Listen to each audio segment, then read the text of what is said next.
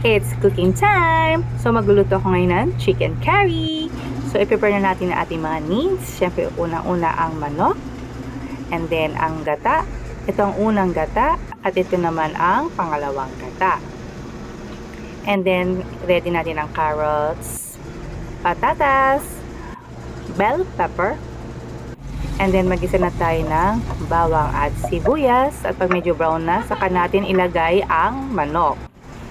Pag lumabas na yung katas niya, yung mga oil-oil na manok, saka natin ilagay ang unang gata. Ayan. Pakuluan natin. Halu-haluin konti. Ayan. And then, lagay na natin ang patatas.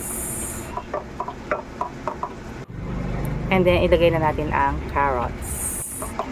So, mix-mix siya ng onte. Saka natin ilagay ang pangalawang gata. Saka ilagay ang bell pepper. Lagyan natin ng pampalasa, patis, and then ang chicken curry powder, pinaka-importante sa lahat. And then lagyan natin ng paminta at bechin. Ayan. Hayaan natin siyang kumulo. Halu-haluin. Ayan, luto na siya. Tara, kain tayo. Till next cooking!